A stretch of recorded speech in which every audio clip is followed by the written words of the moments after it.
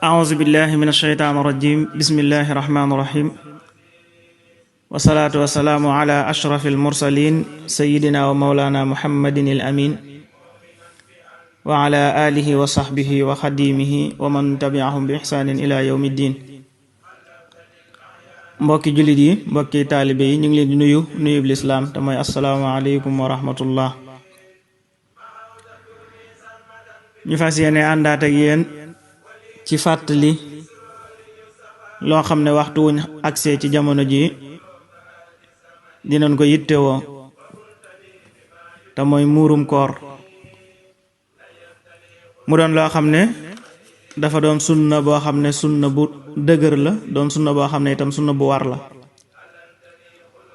waaye yonente bi sallallahu taala alayhi wa sallam farataal ko ci mboolem jullit ñépp moo xam góor la wala jigéen mag wala ndaw ba sax jamono ya jaam di am sax lu leen war la woon dañ leen ko daan génneel. nu muy tollu loolu itam boroom xam-xam yi dañ cee wuute waaye li gën a lëng mooy 2 kilo lay doon 2 kilo moom lay doon.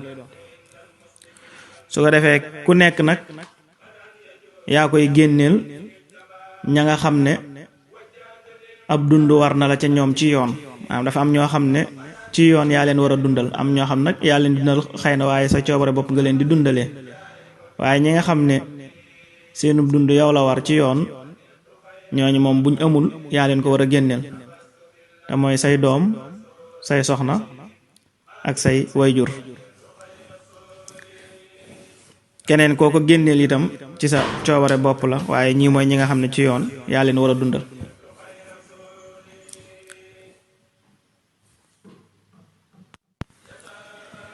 su ko defee moom nag dañ koy génnee ci la ëpp ci la waa dëkk ba di dundee.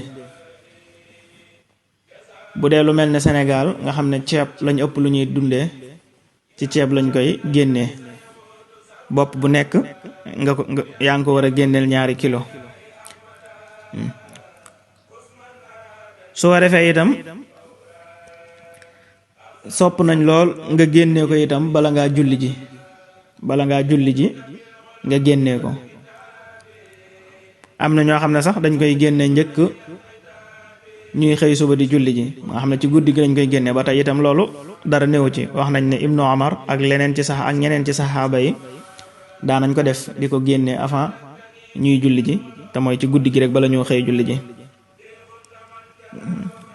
su ko defee nag ñu farlu ci bu baax a baax balaa jant bee so ku ko man rek mu génnee ko, ndax ku ko génnewul ba jant bi so wax nañ ne dangay am bàkkaar bu rëy te it day doon loo xam ne lu lay war la, du la wàcc